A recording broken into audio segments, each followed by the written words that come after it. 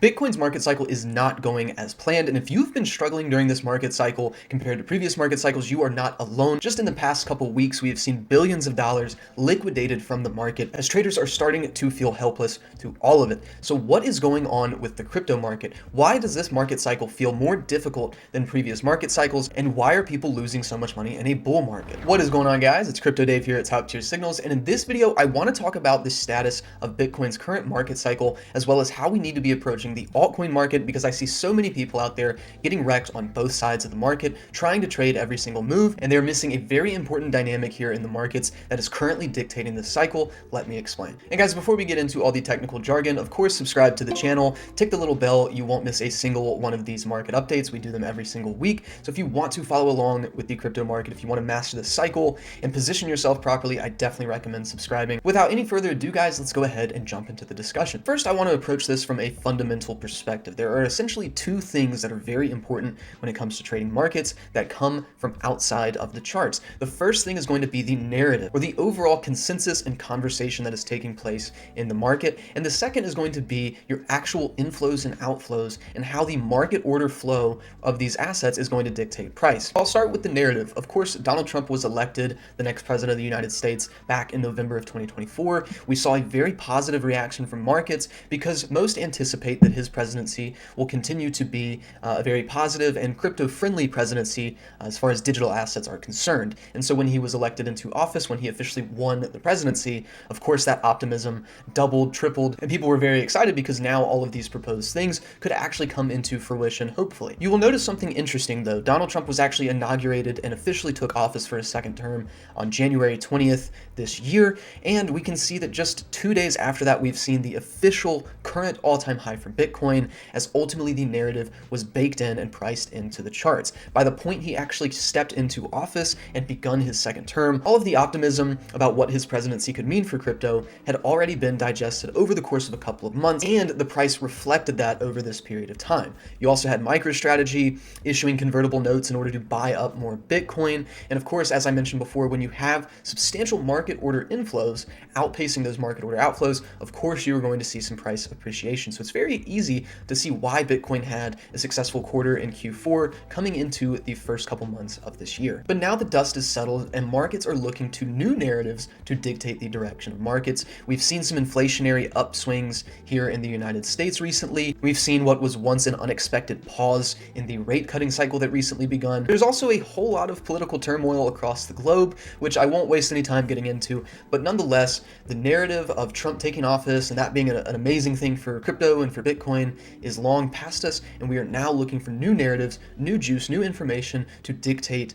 whether or not markets are going to move in one direction. So the market is looking for a new narrative, and that's not always a bad thing. I mean, this is just the ebb and the flow of financial markets. For a certain period of time, there's going to be a driving force of the market, and then at some point that becomes baked into price. Now let's contextualize this with our current market cycle for Bitcoin, dating back to the bottom in November of 2022. I'd like to make note of 3 instances so far in this cycle, including present day, where Bitcoin has seen a substantial corrective period of time where price has ultimately been range bound for months at a time. What you're going to notice is that each one of these consolidation phases has come after a very positive narrative has carried the market upward. Back here in the beginning of 2023, the main consensus at that time was that the United States was going to slip into a recession, and that never happened. And instead, the traditional markets, the traditional stock markets, performed very well, and there was a lot of newfound excitement for AI. You had companies like Nvidia, Meta, Apple, plenty others who were really dipping hard into AI and bringing about a lot of positivity back to markets that they hadn't had for quite some time. As that narrative subsided, of course, we set a corrective range. It lasted about a couple of months until the next narrative was able to carry us forward. We received news of new filings for Bitcoin ETFs, and of course, the rumors and the expectations that they would eventually be approved started to surface.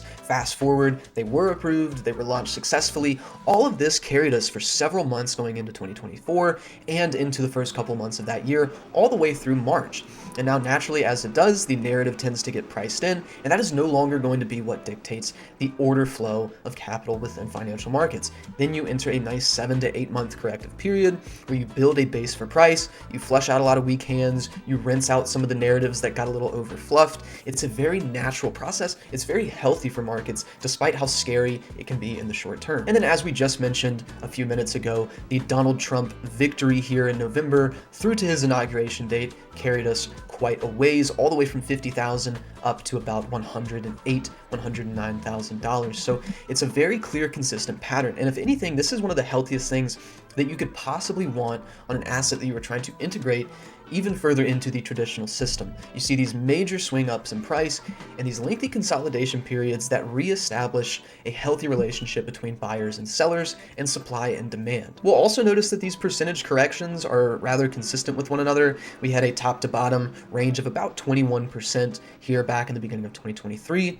We had a top to bottom range of about 33% if you include this capitulatory candle here. It's only about 27% if you just consider the primary range. And now we are currently working with not quite a 20% top to bottom correction, but I could very well see potentially coming down as low as this $85,000 level just to collect some additional liquidity. Just beyond this current cycle, if we want to look back at some of the previous cycles that Bitcoin has seen, we can see that we are well in line with what a healthy market cycle looks like. We're actually currently underperforming the last two cycles, so we may actually even be in some undervalued territory. But just given the performance and cycle lows model, we would not anticipate a true cycle top until any time between the spring of 2025 and going through into the fall winter months of 2025. So plenty more room to run. I would not be too worried about Bitcoin at this very moment. You're just going to have to be patient and smart with your capital. The last thing I wanted to discuss in this video, now that we've talked about Bitcoin, is the state of the altcoin market. And this is where I really think most people are struggling, because in our last cycle, we had a lot of monetary stimulus from the big traditional governments across the globe when the COVID pandemic happened. Of course, we had just come off of market crashes, so it was very much a V-shaped recovery. Every asset was performing well. People were speculating. People were making a lot of money. It was really just a frenzy of a period of time for financial markets. Too many people had too much money, and that's simply not the case at this point in time, where you have some restrictive monetary policy preceding this cycle. You also have a lot of political uncertainty. I think overall the altcoin space is just looking for something that is truly fresh, truly groundbreaking, and truly innovative.